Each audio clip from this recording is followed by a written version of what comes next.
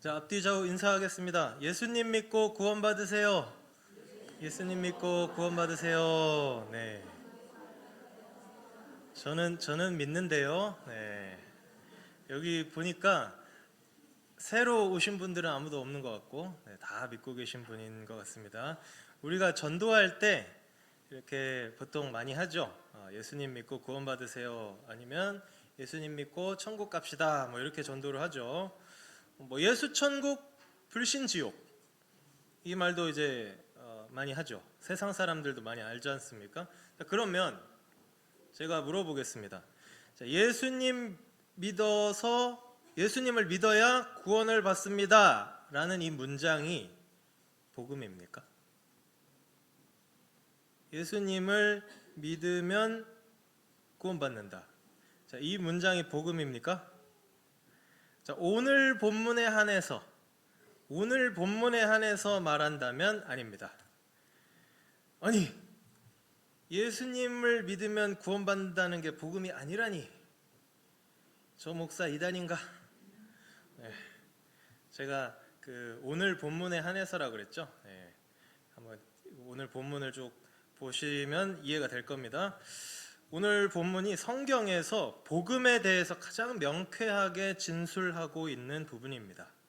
복음은 무엇이다. 딱 이렇게 정확하게 말씀을 하고 있거든요. 뭐라고 말씀합니까? 2절에 이 복음은 주어가 나왔죠. 주어가 나왔는데 하나님이 그 아들에 관하여 약속하신 것이다. 아들에 관해서 약속하신 것인데 3절 이 아들로 말하면 중간에 다 뗍시다. 이 아들은 누구라는 거예요? 4절 마지막에 우리 주 예수 그리스도시니라. 자, 그러면 뭡니까? 복음은 뭡니까? 네, 예수님이에요. 하나님의 아들이 예수님이시라는 게 복음입니다.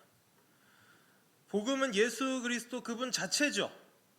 예수님을 믿으면 구원받는다 라는 이 명제는 복음을 듣고 믿음으로 반응했을 때 발생하는 결과입니다. 복음 자체와 복음 결과를 혼동하면 안 되겠죠. 대한민국 국적 그 자체와 국적을 취득했을 때 얻는 혜택을 구분해야죠. 엄연히 다른 거지 않습니까? 네, 그거랑 마찬가지입니다. 물론 이제 넓게 보면 그 복음으로 인해서 파생되는 결과들도 복음으로 볼 수는 있죠. 넓게 보면요. 그렇지만 오늘은 이 본문 안에서 보자는 겁니다. 좁게 보자는 거예요. 복음의 의미를 가장 좁게. 그래서 설교 제목이 순수 복음. 순수하지 않은 복음도 있다는 말이냐? 그게 아니고 복음의 결과, 이게 복음의 그 주변부 내용들을 제외하고 그러니까 속된 말로 기름기를 쫙 빼고, 그죠? 기름기 쫙 빼고 가장 좁은 의미의 복음만 생각해 보자는 취지로 저렇게 제목을 정했으니까요. 오해가 없으시길 바라겠습니다. 자, 1절에 보니까 바울이 이렇게 얘기를 하죠. 자기는 하나님의 복음을 위하여 택정함을 입었대요. 복음이라는 이 헬라어 단어가 유앙겔리온, 이건 알아둘 필요가 있습니다. 알아두면 좋죠. 복음이 헬라어로 뭐라고요? 유앙겔리온. 네, 이거는 외워두십시오. 어디 가서 유앙겔리온이야 딱 하면 이제 아는 척 할 수 있지 않습니까? 자, 유가요 좋다라는 뜻입니다. 유가 헬라어로 유가 좋은이라는 의미를 갖고요. 유앙겔리온이잖아요. 안겔리온은 앙겔로스가 천사예요. 앙겔로스에서 엔젤이 나온 거죠. 앙겔로스가 천사인데 앙겔리온 하면 천사가 전해주는 소식인 거죠. 천사는 하늘 위의 존재잖아요. 그러니까 하늘의 그 아주 기쁜 소식을 천사가 전해주는 겁니다. 좋은 소식을요. 그래서 누가복음에 보면 예수님 탄생하실 때 천사들이 목자들한테 가가지고 뭐라고 합니까? 큰 기쁨의 좋은 소식을 너희에게 전한다. 그게 복음입니다. 자, 그게 유앙겔리온인데요. 이 단어가 그 당시의 로마 제국에서 많이 쓰인 단어입니다. 로마 제국의 그 공문서에 많이 쓰였어요. 이 말을 황제에게 적용시킵니다. 황제한테. 우리 아구스도 황제께서 어디를 정복하셨고 우리 영토가 넓어지고 외적들을 쫓아냈으니 이제 우리 로마에 평화가 찾아왔도다 라고 딱 써붙인 그 게시판에 써붙인 이 대자보라고 합니까? 그걸 뭐라고 한다고요? 유앙겔리온이라고 썼어요. 로마 제국은. 자, 그랬는데 이게 프로파간다잖아요. 정치적인 선동용으로 쓰인 그 단어인데 원래는 정치 선동용 단어인데 기독교인들이 이 단어의 의미를 완전히 바꿔버렸죠. 이거는 예수 그리스도의 복음의 메시지다 이렇게 바꿔버린 거 아닙니까? 네, 그렇게 예수님의 그 복음에 대해서 유앙겔리온 이렇게 선포를 하면서 나아간 겁니다. 성경에 이런 경우가 덜어 있습니다. 원래는 세상에서 아주 세속적인 의미로 통용되던 단어를 영적인 의미로 이렇게 바꾼 그런 예가 있거든요. 아가페. 우리 아가페는 아시죠? 아가페도 그때 당시 헬라 문화권에서 쓰이던 사랑을 표현할 때 쓰이던 단어인데 이거는 하나님의 신적인 놀라운 사랑을 표현하는 단어로 기독교가 의미를 바꿔서 써버렸고요. 그리고 또 구약에도 있습니다. 구약에 예루살렘을 별칭이 있었죠. 예루살렘 성의 별칭. 무슨 성이라고 합니까? 시온성. 시온. 이 시온이 원래 가나안 신들이 거하던 산 이름이 차폰이에요. 차폰이 저 북방에 있는 무슨 산이요? 시온산 큰 왕의 성일세. 이게 시편 49편인가요? 48편인가요? 네. 시편 그 노래거든요. 시온이 예루살렘 성인데 지금 어디 있다고 합니까? 저 북방에 있대요. 여러분 요새 이스라엘 지도가 뉴스에 많이 나오죠. 예루살렘이 어디 있습니까? 이스라엘 지도를 딱 기준으로 반으로 딱 갈랐을 때 북방에 있나요? 남방에 있나요? 남쪽에 있거든요. 예루살렘 분명히 남쪽에 있는데 왜 북방에 있는 시온산이라고 하느냐? 아까 그 말한 차폰 때문에. 가나안 사람들이 그리스 로마 신화도 마찬가지죠. 저 올림포스산에 뭐 제우스 신을 비롯해서 무슨 수많은 이신 저신들이 저 올림포스 신전에 산에 산다. 그런 것처럼 그 일대가 다 비슷비슷했나 봐요. 가나안도 차폰에 뭐 바알 신도 살고 누구도 살고 이렇게 여겼던 겁니다. 저 북방에 차폰이라는 산이 있는데 거기 우리 신들이 사신대. 가나안 사람들이 그렇게 알고 있으니까 이스라엘 사람들이 야 가나안 족속들아 차폰은 무슨 차폰이냐? 차폰이 아니고 너희들 신은 다 우상이고 시온이다. 시온에 좌정하신 우리 여호와 하나님만이 참 신이시다. 이렇게 바꿔 부른 겁니다. 자, 그러면 이걸 이제 무슨 의미입니까? 자, 이렇게 하나님의 백성들이 단어 의미를 바꿔서 사용을 했다는 것은 무슨 뜻이에요? 세상이 사용하는 개념과 하나님의 백성이 사용하는 그 개념이 충돌이 난다는 거죠. 영적인 전쟁이라는 겁니다. 이 영적인 전쟁에서 세상 것을 뒤집어 엎어버리는, 변혁시키는 그런 투쟁. 신성교회도 이런 투쟁에 함께하기를 바랍니다. 당신들은 돈을 많이 벌고 명예를 얻고 권력을 얻는 것이 좋은 소식이라고, 그것이 유앙겔리온이라고 여기겠지만 아니다. 하나님의 아들 예수님이 오셨다. 그걸 이제 우리는 유앙겔리온으로 쓰는 거 아닙니까? 이 예수님이야말로 좋은 소식이다. 이렇게 전하는 거죠. 힐링, 요새 사람들 뭐 힐링한다 그러죠. 어디 무슨 좋은 가수 임영웅 씨 콘서트 가고 싶으십니까? 네, 뭐 어디 누구 콘서트를 가서 노래를 들었는데 힐링이 되더라. 어디 뭐 미술관에 가서 좋은 그림들을 감상했더니 힐링이 되더라. 사람들 막 힐링해요. 무엇이 진정한 힐링이냐? 당신들은 그것이 힐링이라고 하지만 우리는 하나님의 아들을 아는 것이 힐링이다. 이렇게 이제 의미를 바꿔서 쓰자는 거죠. 예수님 믿고 교회 와서 예배 드렸더니 힐링 되세요? 네, 다른 데서 힐링을 찾는 게 아니라 여기서 힐링을 찾는 게 그 영적인 전쟁이라고요. 그래서 교회는 이런 영적 전쟁을 수행하는 기관인데 그의 일환으로 우리가 새 생명 잔치도 하는 거죠. 전하시길 바랍니다. 다음 주 딱 이 시간인데 여기가 꽉 차고 3층도 꽉 차고 그랬으면 정말 좋겠습니다. 자, 그렇게 이제 복음에 대해서 우리가 살펴봤고요. 2절에 보니까 이 복음은 하나님이 선지자들로 말미암아 그의 아들에 관하여 성경에 미리 약속하신 것이라.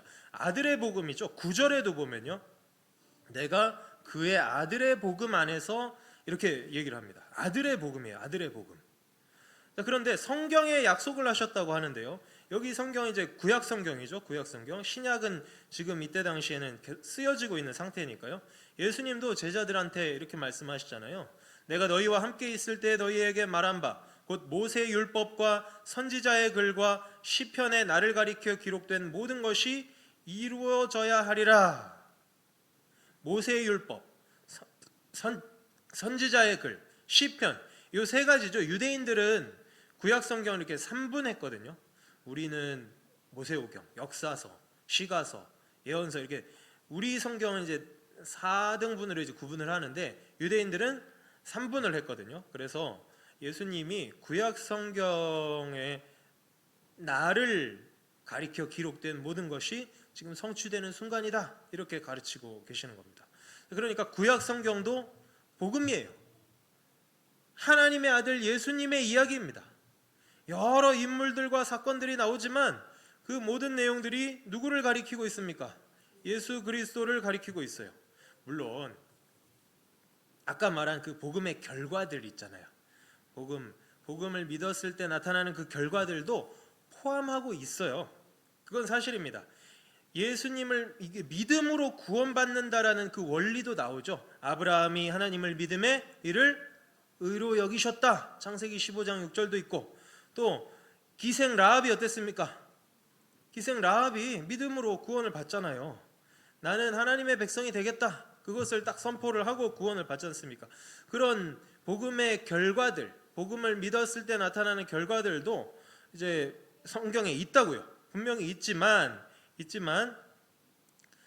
우리가 집중해야 될 것은 복음 그 자체, 예수님이라는 겁니다. 여러 가지 또 다른 내용들도 있는데요. 구원받으면 천국에 간다, 천국이 어떤 곳이다, 에덴 동산에 그 이미지가 나와 있고, 그 에스겔서에 그 강물이 흘러가고 그 주변이 회복되는 그 모습에도 에덴 동산이 또 반영돼 있지 않습니까? 그게 천국의 모습을 또 반영하고 있고요. 여러 가지 하나님의 창조라든지 하나님 나라가 어떤 곳이냐, 이런 것들도 나오고요. 그 나라 백성들은 어떻게 살아야 되느냐, 이것도 나오죠. 이건 복음 자체는 아니잖아요. 중고등부에서 지금 10계명 가지고 계속 강의를 하고 있거든요. 지금 오늘 7계명 했습니다. 7계명.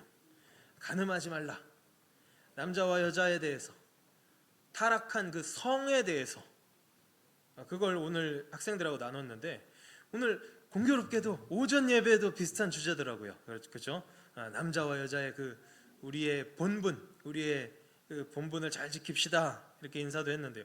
이런 것들은 복음 자체는 아니지만 하나님 백성답게 살기 위한 그런 내용들이죠. 그렇지만 넓게 보면 다 복음이라는 겁니다. 넓게. 그렇지만 오늘은 좁게 보자는 거죠. 좁게 아들에게 집중해 봅시다. 아들에게. 그 아들이 어떤 분이신지 이제 3절 4절에 말씀을 하고 있어요. 3절에는 이 아들로 말하면 육신으로는 다윗의 혈통에서 나셨고, 4절에 성결의 영으로는, 이렇게 또 시작을 하죠. 3절에는 육신이라고 나오고요, 4절에는 성결의 영이라고 나옵니다. 그러니까 두 가지 측면에서 예수님을 말씀하고 있는데, 사도 바울이 육신이라는 이 단어를 영하고 같이 쓸 때는요, 굉장히 나쁜 의미로 씁니다. 사실은 죽을 수밖에 없는 인간, 그런 연약한 존재라는 뜻으로 쓰거든요. 예수님이 그런 연약한 존재가 되신 거예요. 그렇게 낮아지신 거예요. 하나님의 아들이 인간이 되신 거예요. 이게 참으로 놀라운 신비고 복음의 핵심 중에 핵심입니다. 왜 그러셔야만 했습니까? 죄인들을 대신하셔야 하니까. 사람이 죄를 지었는데 옆에 있었던 그 개한테 벌을 내릴 수 있습니까? 그런 판사는 없을 겁니다. 사람의 죄는 사람이 담당하는 거죠.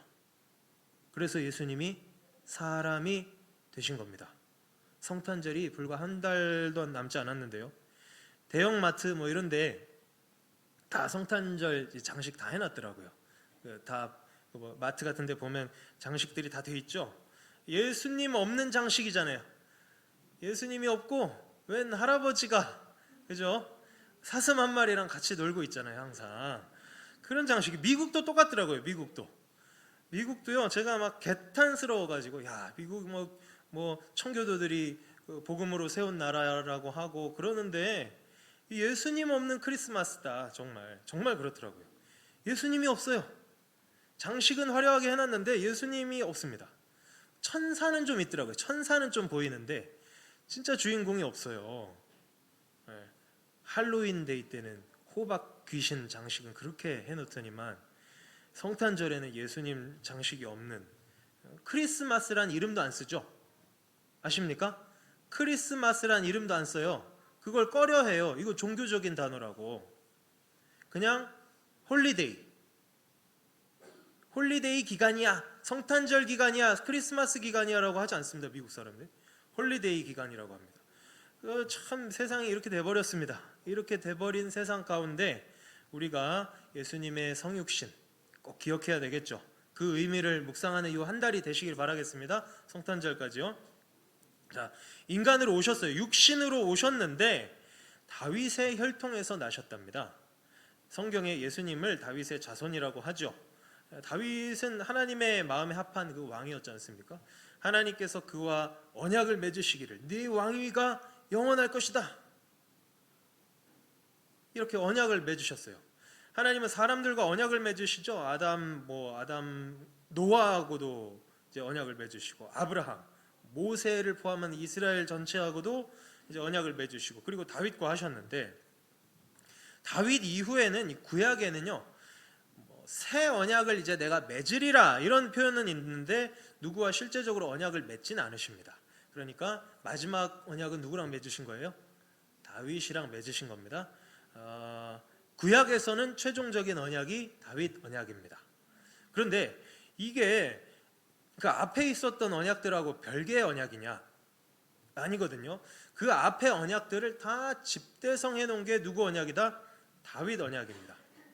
아브라함에게 무슨 약속을 주셨습니까? 너의 후손이 하늘의 별과 같이 땅의 모래알과 같이 많을 것이다. 후손의 약속. 그리고 네가 동서남북 땅을 바라보라. 이 땅을 다 너에게 주리라. 내 아들에게 주리라. 그러니까 후손과 땅을 약속을 하시고요. 모세에게 율법을 또 주시면서 언약을 하시고요. 그리고 다윗의 통치가 딱 시작되면서 이게 실현되잖아요. 실현되죠. 다윗에게 수많은 백성이 있었고요. 또 그리고 그 주변의 이민족들을 싹 정복함으로써 약속의 땅을 완전히 확보를 했고요. 또 하나님의 그 율법, 하나님의 법도를 자신의 통치 이념으로 삼지 않습니까? 왕으로 등극하자마자 뭐부터 하죠? 법궤부터 가져오잖아요. 우리나라는 이제 누군만 믿겠다. 우리는 여호와 하나님만 믿겠다. 그래서 이게 다 이루어진 겁니다. 다윗에게서. 다윗에게서 이루어졌습니다. 백성과 땅과 그 하나님의 율법의 통치가 여기서 이루어진 겁니다. 그러니까 다윗이 괜히 메시아의 예표가 아닌 거죠. 예수님이 괜히 다윗의 후손이라고 불리는 게 아니지 않습니까? 이 다윗의 혈통으로 오신 예수님께서 우리 사람들의 죄를 대속하실 뿐만 아니라 다윗처럼 다스리는 왕으로 오신 줄로 믿으시기를 바랍니다. 죄를 대속받았잖아요. 죄를 대속받고 그분의 통치 아래 들어가는 것, 이것까지 다 해야 이게 구원이죠. 나는 죄 대속받았어, 내 죄 사함 받았어, 난 이제 천국 가면 돼 하면서 맘대로 사는 게 구원이 아닙니다. 그렇잖아요. 이게 다윗의 혈통으로 오셨다는 게 다 그 의미인 겁니다. 그분의 통치를 받을 거냐 안 받을 거냐, 이것이 이제 다윗의 혈통으로 오셨다는 의미고요.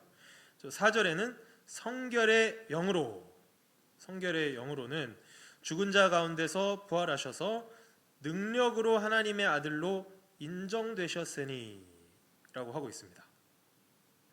근데 여기는 능력의로라고 번역을 해놨는데요, 능력의가 맞는 것 같습니다. 능력의, 권능의 하나님의 아들로 인정이 되신 거예요.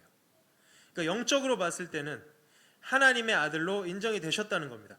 여기 인정되셨다는 이 단어가 참 골치 아픈 단어예요. 이 인정되셨다는 게 정해졌다, 분명해졌다, 이런 의미입니다. 분명해졌다. 그러니까 부활 전에는 하나님의 아들이 아니었다, 이런 뜻이 아니고요. 부활 이후에는 비로소 권능의 하나님의 아들이심이 분명해졌다라는 뜻이에요. 분명해졌다. 그 부활 이전에 굉장히 연약하고 아까도 말했지만 그 육신으로는 죽을 수밖에 없는 육신의 모습으로, 사람의 모습으로 예수님이 오셨지 않습니까? 그 연약하고 낮고 낮은 인간의 모습을 취하셨지만 이제 부활을 통해서 권능의 하나님의 아들로 이제 아들이심이 분명해진 거죠. 분명해진 겁니다. 자, 이 낮아지고 다시 높아지신 이 패턴, 그리스도의 비하와 승귀라고 하는데요. 이 패턴이 빌립보서 2장에 아주 자세하게 나오죠. 빌립보서 2장 한번 찾아가 볼까요? 빌립보서 2장입니다. 빌립보서 2장 다 아시는 말씀이에요. 암송하시는 분들도 덜어 있을 겁니다. 빌립보서 2장 6절부터 11절까지 이 구절 같이 한번 읽어보겠습니다. 6절부터 11절, 빌립보서 2장 6절부터 11절입니다. 시작. 그는 근본 하나님의 본체시나 하나님과 동등됨을 취할 것으로 여기지 아니하시고 오히려 자기를 비어 종의 형체를 가져 사람들과 같이 되었고 사람의 모양으로 나타나셨음에 자기를 낮추시고 죽기까지 복종하셨으니 곧 십자가에 죽으심이라. 이러므로 하나님이 그를 지극히 높여 모든 이름 위에 뛰어난 이름을 주사 하늘에 있는 자들과 땅에 있는 자들과 땅 아래에 있는 자들로 모든 무릎을 예수의 이름에 꿇게 하시고 모든 입으로 예수 그리스도를 주라 시인하여 하나님 아버지께 영광을 돌리게 하셨느니라. 아멘. 아멘. 이게 초대교회의 찬송가였답니다. 초대교회 찬송가였대요. 초대교회에서 같이 불렀던 찬송시랍니다. 잘 알려진 그 본문을 사도 바울이 이제 차용을 한 거죠. 오늘 로마서 1장도 초대교회에서 많이 이제 퍼졌던 그런 문구라고 합니다. 왜 이런 잘 알려진 문구들을 쓸까요? 잘 알려진 문구를 통해서 그 복음의 의미를 확실하게 전하기 위해서 이제 쓴 거죠. 로마 교회가 자기가 개척한 교회가 아니거든요. 바울이 자기가 개척한 교회가 아니다 보니까 이 복음에 대해서 이제 먼저 이렇게 딱 쓰고 들어간 거예요. 복음이 무엇이냐? 복음은 예수 그리스도시다. 하나님의 아들 예수 그리스도시다. 이것을 명백하게 밝히고 그 다음에 복음의 그 내용에 대해서 쭉 굉장히 자세하잖아요. 자세하게 쭉 설명을 한 다음에 바울이 나 앞으로 서바나 선교 계획이 있습니다. 로마 교회에 그렇게 부탁을 하는 거예요. 나 앞으로 서바나 선교, 서바나가 스페인입니다. 여러분 유럽 지도 아세요? 유럽 지도? 이탈리아 로마 있잖아요. 이탈리아에서 더 서쪽으로 가면 이제 프랑스, 스페인 여기 나오지 않습니까? 나 스페인 선교 가고 싶어. 근데 로마에 있는 로마 교회 당신들이 나를 좀 도와줬으면 좋겠어. 이 목적으로 이제 로마서를 쓰기도 했거든요. 그렇기 때문에 이 선교적 목적으로 복음을 전하기 위해서 이 이야기를 쓰면서 딱 맨 앞에 복음의 순수한 그 기름기 싹 다 뺀 순수한 그 복음이 무엇인가를 지금 우리에게 말씀을 하고 있는 것입니다. 그래서 우리가 알아야 될 거는요, 예수님밖에 없습니다. 사실은 예수님을 다 알게 되면 그 옆에 것들은 알게 되는 거예요. 바울이 본인이 그랬죠. 바울이 다메섹에 가다가 누구를 만납니까? 광채와 함께 예수님을 만나잖아요. 예수님을 만나고 이 예수님이 정말 자기 가슴에 각인이 돼버린 거예요. 이 사람 각인이 돼서 모든 게 다 바뀌었죠. 핍박자가, 박해자가, 살인자가 전도자가 되잖아요. 아마 로마 교회 사람들도 불안했을 거예요. 저 사람 그리스도인들을 잡아 죽이던 사람이라며 불안했을 거예요. 그리고 바울이 자기가 전도한 사람들도 아니기 때문에 굉장히 조심스럽게.